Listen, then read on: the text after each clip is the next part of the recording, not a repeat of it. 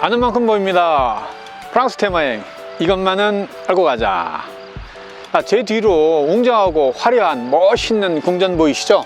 바로 퐁텐블로 궁전이라고 하는 곳인데, 나폴레옹 1세가 세인트 헬레나에 유배 가서 진정한 왕들이 살만한 거처는 퐁텐블로 궁전이다 라고 해상할 정도로 700년의 프랑스 역사를 간직하고 있는 퐁텐블로 궁전을 저와 함께 여행하시죠.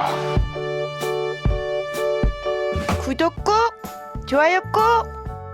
파리에서 남쪽으로 1시간 거리에 위치한 17,000헥타르, 약 5,100만 평의 어마어마한 퐁텐블로 숲속에 130헥타르, 약 40만 평의 정원을 소유한 퐁텐블로 궁전은 넓은 숲에서 사냥하기에 안성맞춤이라 프랑스 왕들이 가장 선호하던 곳이었죠.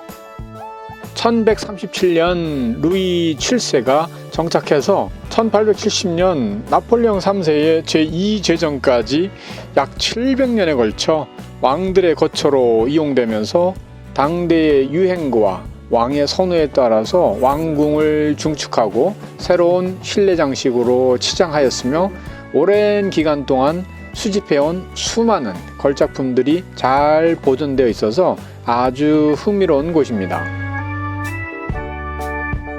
이 나폴레옹 박물관은 황제 시절인 1804년에서 1815년 동안의 유물들과 나폴레옹의 부모, 형제자매와 2명의 부인, 그리고 아들인 에글롱이 사용하던 물건들이 전시되어 있어요. 파리의 노트르담 대성당에서 1804년 12월 2일 거행된 황제 대관식 때 나폴레옹이 허리에 찼던 이 검은 화려한 검집과 금도금된 가죽띠, 손잡이 부분을 금과 보석으로 치장하고 현재는 루브르 박물관에 전시되고 있는 세계에서 가장 큰 다이아몬드 중에 하나인 136캐럿짜리 다이아몬드 섭정 리젠트를 중앙에 박아 넣었었죠.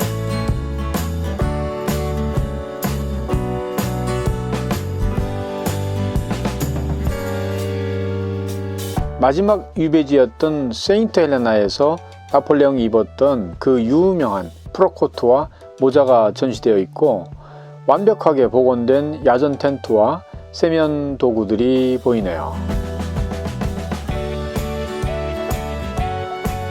오스트리아의 황녀 마리 루이즈와 재혼을 하고 로마의 왕이라고 불리는 나폴레옹의 아들 에글롱이 1811년에 태어나는데요. 듈리리 궁전에서 이 아이가 사용하던 요람입니다. 이 접시 갤러리에는 1600년경에 제작된 21점의 벽화와 천정화가 볼만하고요.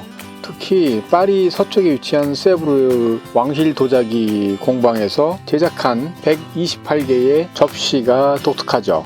퐁텐블로 궁전의 역사와 프랑스 마지막 왕인 루이 필립의 큰아들 결혼식 장면을 보여주네요. 삼위일체 왕실 성당은 생루이 왕이 1259년에 세웠던 것을 앙리 4세 때 현재의 모습으로 증축 공사를 하는데요. 그의 아들 어린 루이 13세가 놀이장소로 즐겨 찾던 곳이었다네요. 프랑스와 1세의 갤러리는 퐁텐블로 궁전에 정착했던 이탈리아 예술가들의 작품들이 많이 전시되어 있는데요. 이 갤러리에서 보이는 F는 프랑스와 1세의 이니셜이고, 왕의 수호동물인 불 품는 도마뱀이 많이 보이네요. 이베문 보리 이삭은 왕이 백성을 먹여 살린다는 것을 상징적으로 표현한 것이라는군요. 잘려진 가죽이나 종이가 돌돌 말리는 모티브로 장식된 액자 속에 흰 코끼리는 고대부터 고귀하고 지혜의 상징으로 신성시하던 동물인데요. 바로 프랑스와 1세 왕을 상징하기도 합니다.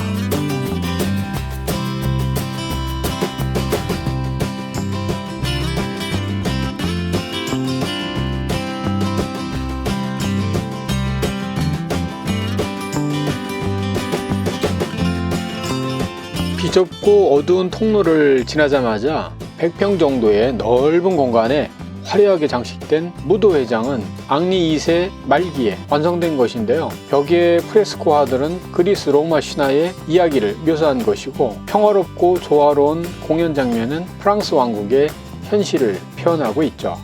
바닥과 천장에는 앙리 2세를 상징하는 H, 왕비 카드린 드 메디치를 상징하는 C, 그리고 왕의 애첩 디안느 드 뿌아띠에를 상징하는 D가 결합된 문양이 곳곳에 보이죠.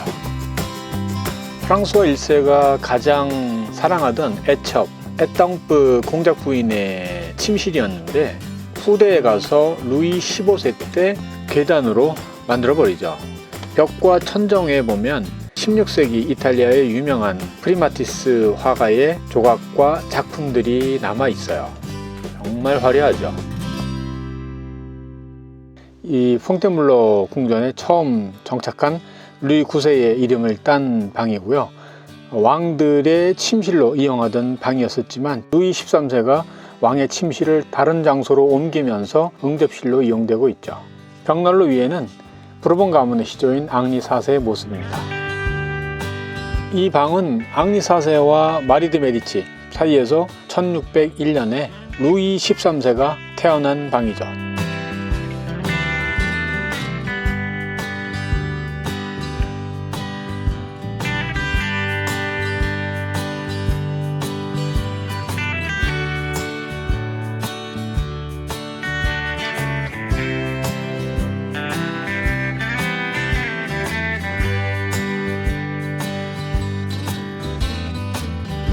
사냥의 여신인 다이아나에게 바쳐진 갤러리인데요. 원래는 왕비가 사용하던 방들이 있던 곳이었는데 나폴레옹 1세가 소장하고 있던 약 16,000권의 책들을 이곳으로 옮기면서 도서관으로 개조하였죠.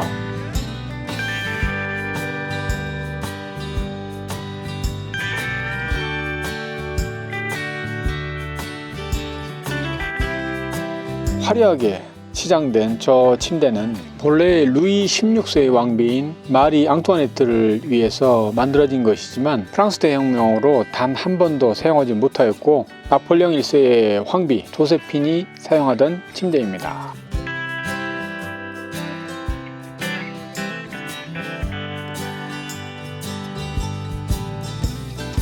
왕들의 침실이 바로 이곳이었는데요. 나폴레옹 1세가 정권을 잡고 이 왕들의 방에 황제의 권좌를 갖다 놓은 천정에는 프랑스 왕을 상징하는 왕관과 백합 문양이 보이고 있죠.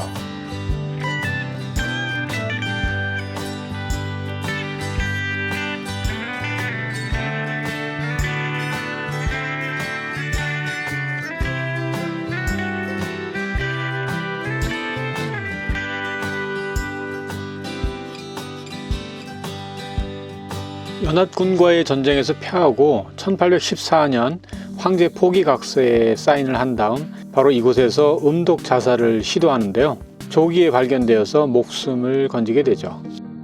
나폴레옹 1세가 엘바 섬으로 유배를 떠나면서 황제의 친위대와 마지막으로 인사를 하였던 곳이 바로 여기입니다. 시청해 주셔서 감사드립니다. 구독은 무료인데요. 오른쪽 구독과 알림 버튼을 누르시면 저희가 올리는 프랑스 정보 영상을 제일 먼저 보실 수 있습니다. 더 상세한 정보는 아래 링크에서 저희 홈페이지를 참조하시고요. 테마 여행은 저희 알고 가자와 함께 하시기를 추천합니다. 봉 보야즈.